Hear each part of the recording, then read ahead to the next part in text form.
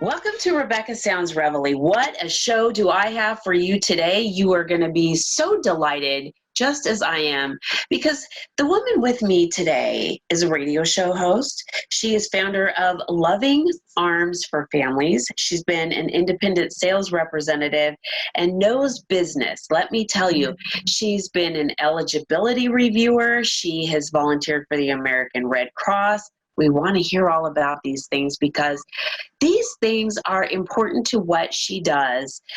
She's recently been featured, and I really suggest you take a look at what she's been featured in a magazine. And the magazine's called Voyage, LA. You've got to check out her featured article, the interview there. Absolutely amazing. But the organization that we're going to talk with her about today is absolutely unbelievable. It aligns with what I'm about, and that's helping victims overcome trauma. Yes, we have got to talk about this and take this head on. And this is what my guest does with her organization. The organization itself has a goal of, you got to hear this, focusing on helping people overcome trauma by using arts in order to assist, wait for it, veteran families. And these veterans that are specifically touched by domestic violence and also have children that have been diagnosed with autism. This is a niche that nobody has addressed so far. Let me say this again. Veterans specifically that have children with autism. What a journey that the guest I have today has taken on. And I am so delighted.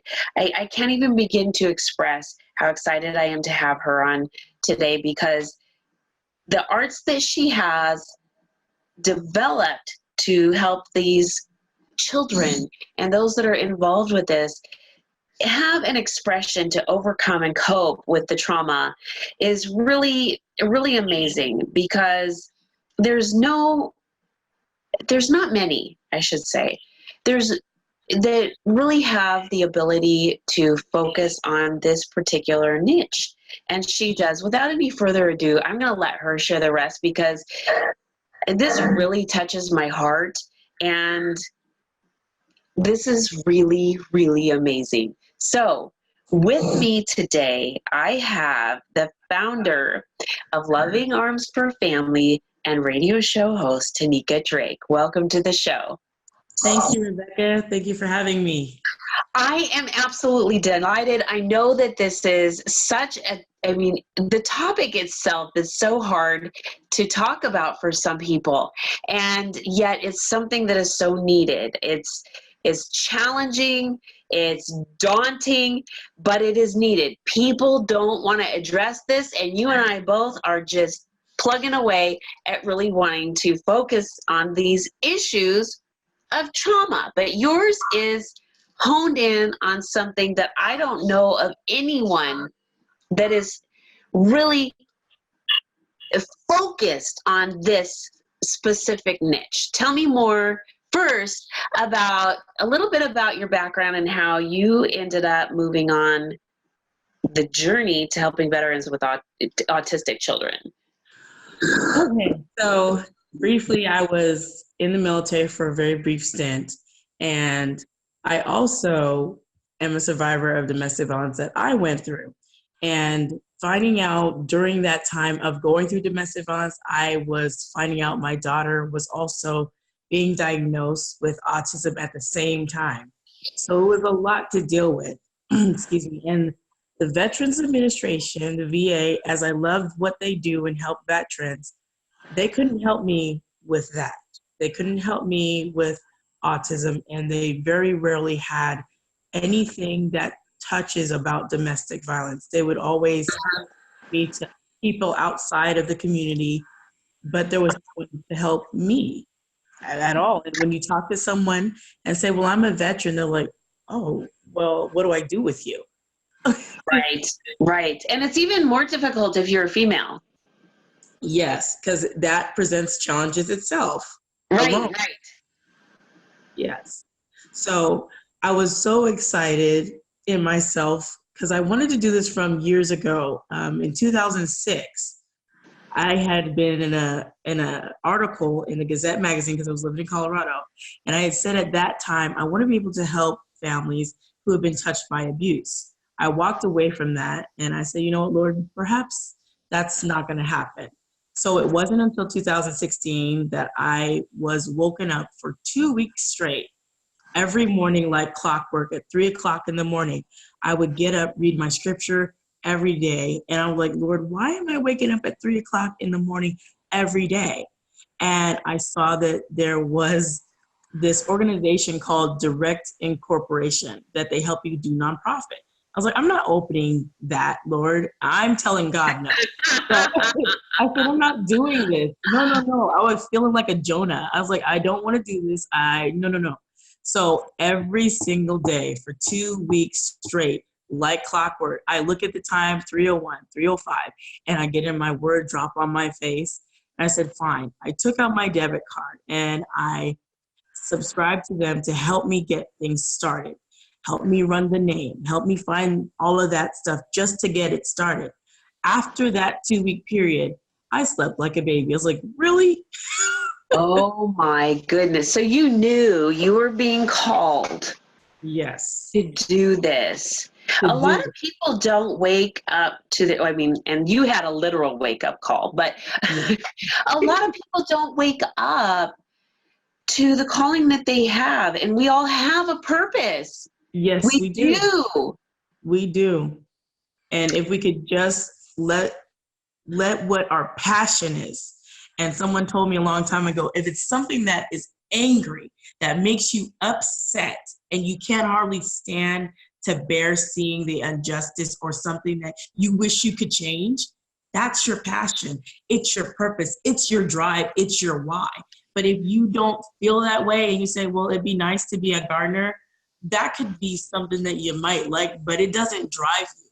And in the time Right. of trying, and you just like, you don't have an expression the way you do. If it's something that you're passionate about, that's what your passion is, your purpose, and you work your purpose and you got the passion inside of it. Oh, I feel you. I feel you because there's been times when I love helping people, whether it's through TV or when I'm out in the community or whatever. And I have some, physical challenges or whatever. And when I am not feeling good and I have to take a step back for a little while, I'm really down. And it's not just because of that. It's because I'm not out helping people. It drives me insane. And it kind of brings on a depression, I'm like, oh, Yeah. no, I really should be doing this and stuff like that. And as soon as I start doing these things again, I'm filled with joy. Yes. It's so amazing that you say that. But how did you, just really hone in on this? Because now you're providing support groups and you've got community resources connected. And the thing is, too, you found that crafting, specifically arts, were helping with the developmental disability, if you will, really make change. Yes. And so I'm going to say this. People think arts and crafts is just popsicle sticks and just, coloring. And it's not just that. When you're going through trauma, any kind of trauma, sometimes you don't want to speak. Sometimes you don't want to write it down. You don't want to journal. You don't want to talk to a therapist. You just want to do something. And I found for me, when I was going through that, when I didn't know, I didn't tell my family what I was going through. I held that by myself. So anytime I was angry or sad or crying, I would find myself crafting through tears, angry and just crafting. Oh. So eventually, while I was working for the state, I was crafting as I normally do. I usually have things I make on my desk, like colorful pens I've created. And one of my workers came to me, my coworker, she's like, hey, I think that you can make me something for Pinterest. I was like, I'm not the one. She's like, I've seen your desk. You're the one. I was like, okay. So she's like, can you make me some baby shower invitations. And she showed me a picture on Pinterest, a professional picture of a baby Mickey Mouse with 2 little buttons, and it had like a brad on it, so you can open it and you can see where Okay. it's grabbed. So I was like, I don't know, that looks really professional. She's like, you can do it. So I said, well, let me try, let me bring you a demo. I brought her a demo. She's like, see, I knew you could do it. It was just like the picture, just I did it differently. So I said, well, tell me what colors you want. And so therefore I did that. So next thing I knew, I brought her the invitation because she said it was a gift to her friend. So she got it. And while she was opening up the package, because I made it a package, she was opening it. She was like, oh, these are great. There was another coworker eavesdropping, not doing her job. But she was eavesdropping, and she looked over her cubicle and she's like, Teniecka, did you do that? I said, yes. She's like, can I talk to you for a minute? I was like, okay. I was like, am I in trouble? She's like, no, no, no. She's like, we have a Christmas party happening. Could you make the entire office Christmas cards? I'm like, what? I was like, for everyone? She's like, yeah, we have police officers here that work in this area. So for them, for the supervisors, for all the colleagues, and then we'll just reimburse you for whatever you use. I was like, everybody? It was about 40 wow. cards, 35 to 40 cards for everyone. I was like, but we have some people who don't even believe in Christmas. She's like, well, make them a card, just don't put anything Christmassy on it. I was like, what? So I made one, and we had someone who was a Jehovah's Witness. And she's like, I don't celebrate Christmas. I said, I know. So I gave her a card, but it had nothing but little coffee cups on it. I was like, there you go. It doesn't say anything about Christmas. She's like, well, I'll take this card, but it doesn't mean I like it. I was like, okay. That's okay. But you found that it had a release for you too at the same time. Right. It brought people joy, and it brought me as I'm working on the project, it was bringing me relief because that was like my self-care. So while I'm doing this for somebody else, it's actually helping me because that's something I love. That's another of my passions is crafting. So when she said that, that was like, oh, you say the word, I'm going to do it because I love to do it. So when I came to California, I said, well, let me try my hand at this church. And they had asked Okay. they were asking me if I could be part of their vacation Bible school. And at the time I couldn't. I said, but I can do something else since I can't be the one to teach your arts program. Can I just do some bookmarks? She's like, sure. I was like, how many do you need? She's like, 50. I was like, you mean 15? 1-5? She's like, no, 50. I was like, 50 bookmarks? She's like, yes. And so I brought it. I made them. I stayed up every night making them their bookmarks for the VAVS program. And I brought it. And she's like, thank you for blessing us with your gift. I said, it's the only thing I could do. And my family was a little upset. He's like, you didn't charge them? That's 50 bookmarks. I was like, I didn't do it for the charge. I couldn't be there. So it was my gift to them. So yeah, I'm a very devout believer in crafting. So this is really, really good. Let me ask you now for the children, those with autism, Mm-hmm. how does crafting work for them? Okay, so for them, because there is such a broad spectrum when we're talking about There is. right on the spectrum. So And a lot of people, can I just stop right there? Because a lot of people don't realize that there really is, they call it the autism spectrum. And so some people, there's a symbol for that. And it will have, you'll see people that will have a ribbon on the back of their car with puzzles in the little different colors.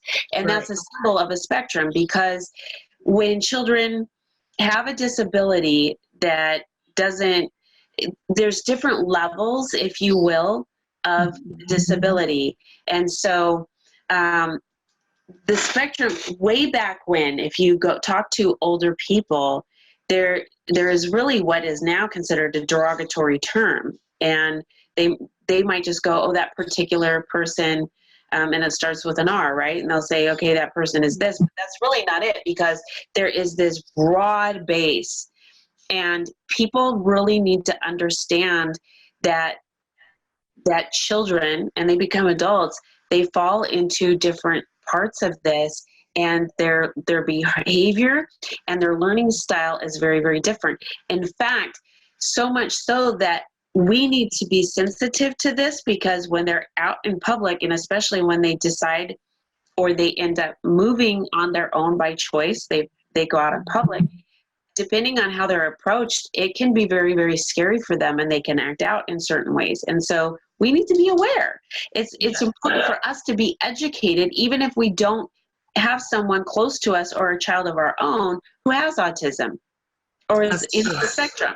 So it's really important, because we need to be sensitive. And I find that those that are in the spectrum are very, very wonderful, beautiful people. And yes, I'm so excited. So I just had to throw that in there real quick. Oh, no, I appreciate you doing that, because I think that's where, and for me, because my daughter, she has autism, but she's extremely smart. And like you said, she learns differently. Doesn't mean she's stupid. It's just she has a way that she processes things so fast that when she's speaking, if you don't listen clearly, you'll hear just a, oh, but she might have said something like, I don't want to talk to you right now. And she said it so quickly that it didn't sound like words, but she would her mind process stuff. So for her, whenever I'm doing crafting, it slows her down, her mental. It slows her mental down. Okay. So that she can pay attention to the crafting and, fine motor skills and help her take things. Because, they need that in school, because she uses different types of services like OT and speech and whatnot. So when we're crafting and we're utilizing our cognitive development, that's helping for not just trauma adults, but for our children that have a different kind of learning style. They might not want to just sit through a whole bunch of reading and talking, but get them to craft something, get them to put things together and to glue things, and they can paint and do all kind of stuff because they enjoy the freedom of the creation that they're making. And they don't have to talk about it. They're free to just create. So for my daughter, whenever we're doing crafting, because I do a lot of that stuff in my house, I have my kids paint, I have them do creations of stuff, and because my house is filled with all kind of stuff, they get to do all kind of watercolors and everything. And my daughter she's in tune with that. She enjoys that. It's a release for her too, because if she can't really speak and get her needs met in the art world, she doesn't have needs to be met. She's enjoying and having her own personal self-care, where she's just a normal kid like everybody else, creating a beautiful masterpiece. That is so neat. That is so neat. It's really interesting, because so I'm retired law enforcement, but a few years prior to me retiring, I actually took a class, and it was given by an instructor who had a child that had a developmental disability, and it was very fascinating to learn, because our response as law enforcement can be very threatening to a child that has a developmental or an adult child, that has a developmental disability. And so it was very, very fascinating for me to learn. And this now is even more fascinating, because what I'm thinking is, even just that in itself, is if you were to say, okay, if something comes on as a potential threat, you could say, here, draw this on the paper for me. And maybe that can calm someone down. Right. Into a way where you can, let's say a child got lost and you want to help them or something. I mean, I don't know. But in your specific, you have a community place for people to go, and they can learn to overcome these traumas. You have a resource site that is absolutely unbelievable. Your website it blew my mind. I started looking at this and I'm thinking, look at all of these resources that are available, but you also have a place for people to go. Yes. I want to hear about this. Well, for me right now, I was working with a lot of different people, but for me, I try to connect with other people in the community for what I'm working on developing. So for the autism itself, I wanted to be a linkage for people to get resources. So I do provide a place for people to go when they don't know where to go. As a veteran, trying to get their child to get resources that has autism, like I don't know where to go.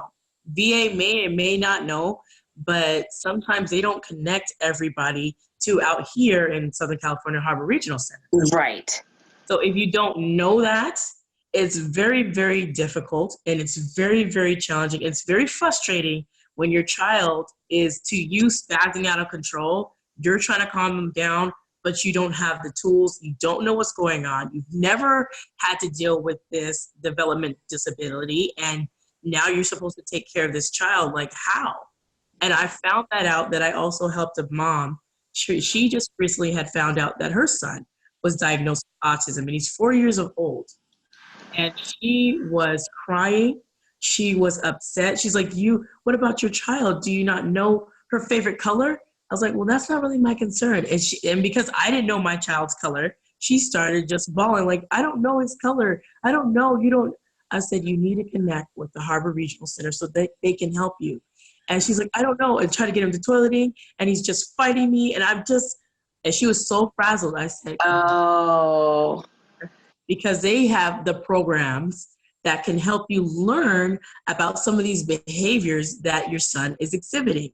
And then you can know going forward how to move. I said, it's always helpful when the more we know, the more we can grow, and we're able to assist ourselves. But if you don't know where to go, if you don't have the knowledge, you're just flailing around like, oh my gosh, what am I doing? that's true. Even though she wasn't a veteran, I said, I know you still need something because that child has been diagnosed with autism, and I know where to connect you to. That's right. And that's super important. I mean, having resources Yes. is huge because, like you said, I mean, if somebody has a situation, and at least if they are able to be directed where there is a community of, let's say that you could only connect them to the autism resource in the VA. Let's just use that for an example. Okay. In whatever state that they're in. That autism center there, they might say, well, we're only for veterans, but there's a center right down the street with whatever that local hospital is, and that's who you need to call. So even though you're based in Southern California and they're in New Jersey and you hook them up with that particular location, I mean, it's a connection, it's a resource, it's an opportunity that they didn't have before. So you are providing a huge opportunity, a baseline of something that isn't known to most people right now. I mean, this is huge. Yeah, and you know what, Rebecca, like you said, that word, auntie, because this is huge and I did not want to embark on it, I know where I've stepped. And someone was telling me, well, why don't you just do for veterans touched by domestic violence? Just do the veterans touched by domestic violence and leave the kids out of it. Or just pick veterans that have children with autism. I said, well, I could do that, but they are connected differently because these are, and I know what they were saying. They said those are 3 specific groups that you're trying to lump in one. Domestic violence on by itself, veterans by themselves, autism by itself. And I was like, but this is what my passion is, and it's brought together because I'm the veteran. I think domestic violence and to have a child. See, we have to go with what we're called to do.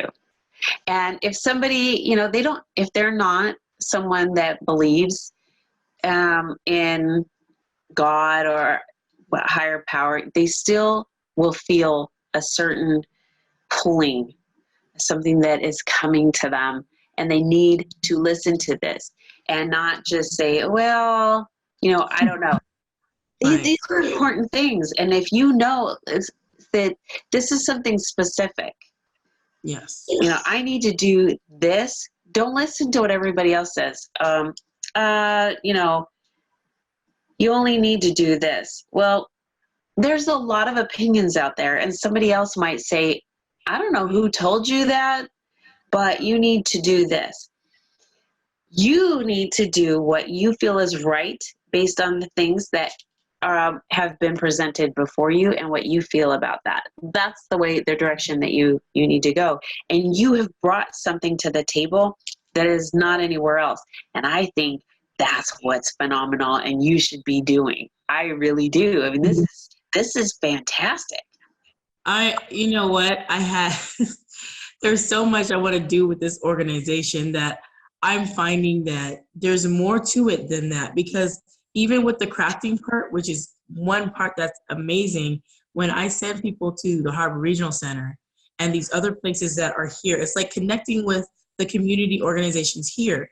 But I went to an IEP meeting, and I'll speak about that very quickly. I went there with 2 organizations here that deal with my children. They came with me to the IEP meeting.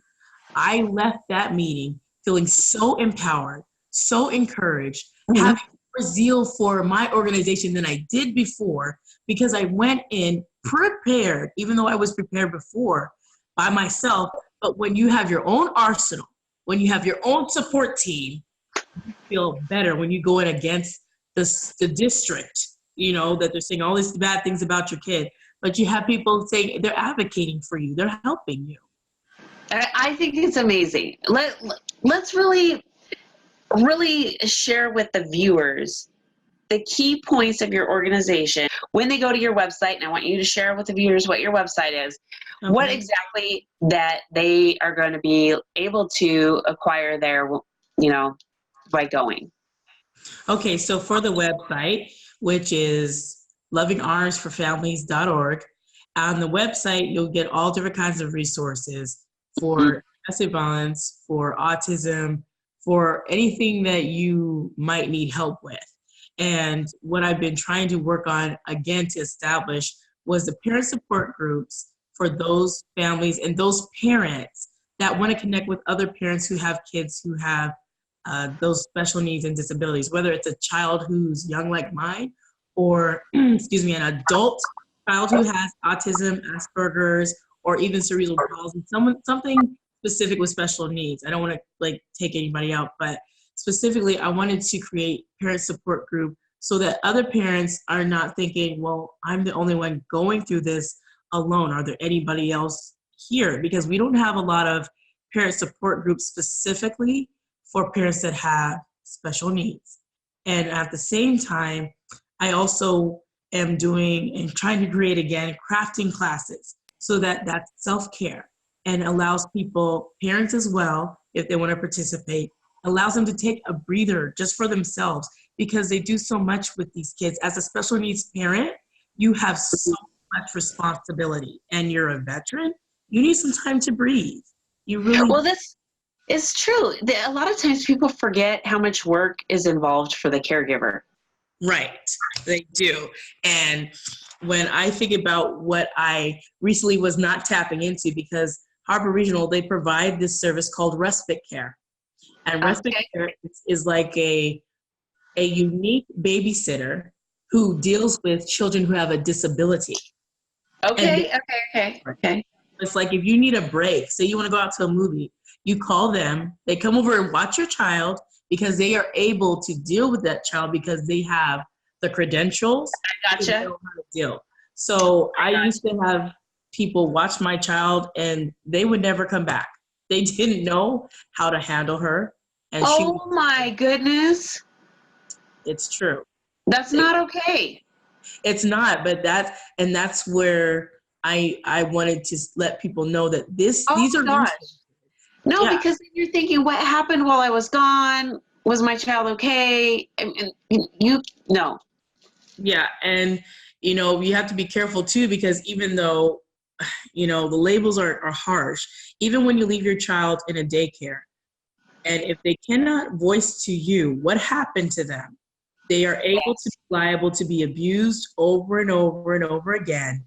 And they can't say, Mommy, such and such hit me because I didn't go to the potty or I couldn't tell them. And I ran into that with my own spouse, that my children were telling me that my daughter who has autism, was a subject of a lot of abuse when I was at work, because she's the one that wouldn't be able to say, hey, Daddy did X or something. So I felt for my kids, and I said I didn't go to work because I was so scared that someone's going to do something to them and they can't talk. And I've seen it all the time, that the daycare providers, even the cameras on them, and they're hitting these kids. they're shoving them and they're telling them, go sit over there. And it hurts my heart because my kids can't defend themselves. I pay, Exactly. you know, it makes me terrible right now because I said I was going to work to go and support myself and my kids. But my children were being harmed because I had to choose whether to leave them in daycare or go Right. pay for, you know, them to be cared for while I work. But the people were harming them and Yeah, not I treating mean, them. and it's really kind of difficult. I mean, I'm really upset about this as we talk too, because I just think about how defenseless. Yes. So this is, I was just even just a hard intro to bring this topic on. I mean, this is hard. But we gotta talk about this, you know, because we gotta make these changes. And what I wanted to say is that the cost of daycare is so high Oh my gosh, it's that astronomical. the choices here to support your family, right? And Right. the amount it costs for daycare. I mean, you're at this. It is a really difficult situation to be in, to be a parent and Yes. supporting your child, and then also having to pay. It's almost like it cancels it out, and you're like, why am I even working? But then, in the same sense, where am I going to get the money to pay for this food? But yet all that I'm working for is really going to daycare. I mean, there's this huge cycle as a Cycle. parent when it Yeah. comes to the income to debt ratio and adding the childcare in there. I mean, this is a really ugly situation. And when you throw into the mix, just okay, that's on the final engine. When you throw into the mix the potential for abuse because a child can't defend themselves and they cannot vocal what's happening. This is a really, really ugly situation. Yes. And it's hard to think about. What's even worse is that, and I don't know that it's worse, because if you have a child that can't vocalize things, it's not the same as a child that has or is on the spectrum. But I think it might be a little bit more challenging, because a child that's on the spectrum may have more behavioral challenges and might create more abuse So situations that might come up. I don't know, but all in all, I mean, this is an ugly thing. And so you do have these children that end up having internal trauma that they're struggling with, that needs to come out, and they need to get healed. And it can come and be from inside the home, and it can come from outside the home. And obviously you are concerned about this. You are taking this on, and you are allowing people to have resources and the ability to fulfill a need that is much, much, I mean, it's a need that is really, really needed. I don't know. and it's not being met. I It's just, not being met. to have me at a loss for words here, I mean, that doesn't happen very often. I'm a talker, I got to tell you, and this is just, you know, this is overwhelming. It's an overwhelming situation. And then you have the domestic violence on top of it. I mean, it is Right. domestic violence when it's internal, but when you have it, when it's going on in daycare and elsewhere, you've got other things going on. But I really admire what you're doing. I'm wondering if you're needing volunteers to help your organization grow, or how that, what you need from the community. I'd like to address that so that our viewers, if they're watching, can maybe they know somebody, or whatever it is that you need. I'd like to ask my viewers to become involved with that. And then, of course, on the other end, if there's something that they need that you have available, they know how to get involved. So it's a mutual thing here, back and forth with this. Okay, well, I definitely thank you for this platform. And for me, I am definitely looking for tons of volunteers in every aspect of the word, whatever someone can do, whether they know how to build websites or whether they know how to do anything that happens to do with childcare specifically and leadership and stuff like that, I definitely need that. And as well, if someone knows about spaces out here in Southern California that are available, I'm looking for new spaces to do the parent support groups and do the new crafting classes, because I was working with the church before, but I'm not utilizing their space any longer. So now I have to find a new place to do these groups that were happening. And people kept asking me, where's the groups again? I was like, I gotta find another venue. So. Okay, very good. Very good. So, viewers, if you want to get involved with, oh my gosh, loving Arms for Families, please get involved or get in touch with Teniecka Drake. She could absolutely use your support to help those veterans that have been in the domestic violence cycle and they have children who are on the spectrum and have developmental disabilities. She could use your help in parent support groups, caregiver groups, helping with the crafting, all of those things. And if you know of a venue or even multiple venues, because if she's got those volunteers that are there, then she can spread the resources around and make even more opportunities available for people to get help. And I think this is a fabulous thing. And since this is in the Los Angeles area and we broadcast across the globe, you may know of somebody in the LA area. Many, many, many of us do. So please make sure that you share this with your friends, family, and on your social media so that this gets out and the opportunity for this resource to get in the hands of somebody that needs it is there. And again, Teniecka, can you give out your website address so that our viewers can get that out there? Yes, it's www.lovingarmsforfamilies.org. Lovingarmsforfamilies.org. Thank you, Teniecka, for being on the show today. I got a little bit tongue-tied and a little choked up there, and I want to thank you for doing that to me because that just shows that you got me good. Thank you, Rebecca, for my soul there. Yeah. And I want to thank all of you for watching. This is a really good show because, gosh, to get me going there, and not only that, for you, for you guys to be able to have an opportunity to see something new that's out there, and it's a resource that I think you really need to get out, like I said, to your friends, family, everywhere on social media. Most of us, LA's huge. Most of us know somebody or is connected to somebody in the Los Angeles area. And not only that, but even if you're not in that area, the thing is, those resources may know somebody that is in your area.